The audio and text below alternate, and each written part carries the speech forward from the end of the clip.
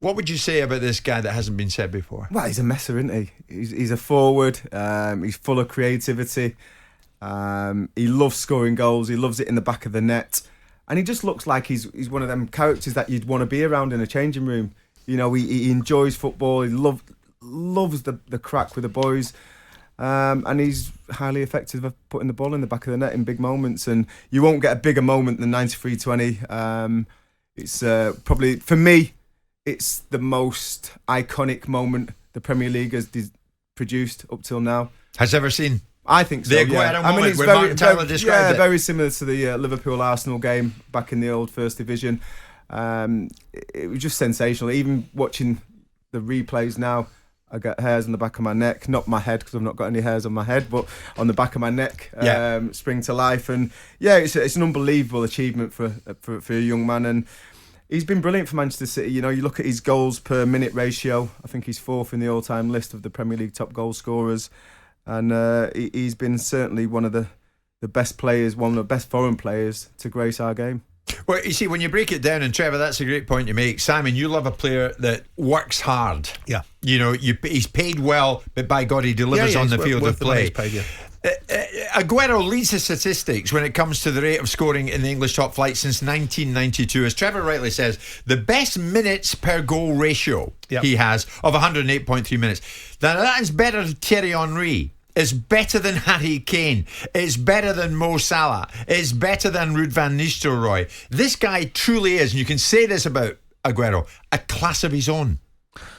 Oh, yeah. I mean, he's a top quality centre forward, and he went through a change in his game when Guardiola came in. It was initially a little bit of controversy or contention about how he was going to adapt, and the feeling was that he wasn't going to adapt and there was going to be this ongoing battle, and I think probably Guardiola won it in the end. Yeah, I think you have to compare and contrast, my favourite expression, with other people and the clubs that they've played for, because Shearer's performance in playing for some of the clubs that he played for, and I realise that the Newcastle side were the entertainers and created lots of chances, but his goal scoring record in a less prolific winning sides has to stand up as well. But when we're talking about Aguero, he is and was an outstanding talent, an outstanding talisman for Manchester City, not just for the iconic moments that Trevor refers to, but as a matter of course.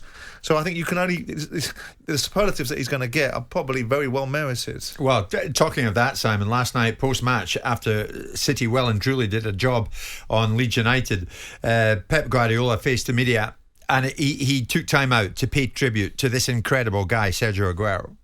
What this club is right now is thanks for what he has done. He's the icon, the real icon for our club. He created the huge, the best, the more awesome, outstanding moment that this club lived in the past and I'm going to live in the future.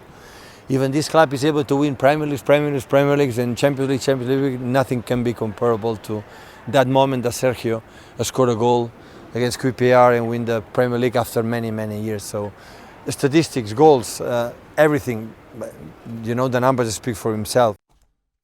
I mean, only Aguero himself will be able to tell us, but you played the game at the highest level, Trevor, and you have your own reasons for staying at the top and what motivated you. What do you think motivated a guy like Aguero to be the very best and certainly amongst the elite? And he is amongst the elite. He's the fourth highest goal scorer in Premier League history, behind Shearer, Rooney and Cole. I mean, he's right up there. Yeah, I think there'll be a tinge of regret for probably his last 18 months. The injuries that he had, lack of form when he played, the Panenka against Chelsea, which that game ended up turning around and Chelsea beat Manchester City at the Etihad. So there'll be a tinge of regret, because I think he could quite easily, if he was fit and firing and at it, he could quite easily have superseded Andy Cole's 187 goals. But there's no denying his quality, his ability.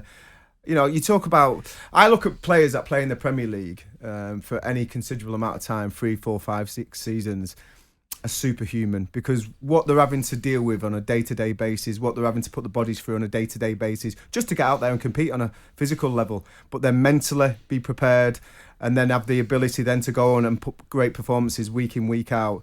It it's not the same as any other league. You know, it really isn't. The intensity, the physicality, the skill level, the IQ, the football IQ that you need to be able to produce top performances week in, week out. And, you know, he's right up there at the pinnacle of that. But I have to agree with Simon. And, you know, I've had first-hand working and training with Alan Shearer. And for me, Alan Shearer, you look at what he achieved, the goals that he scored. Yeah. And listen, when he was at Blackburn, they were the best team. But when he was at Southampton, they weren't as a young player. And when he was at Newcastle, they weren't the best team. They were up there, but they weren't the best team.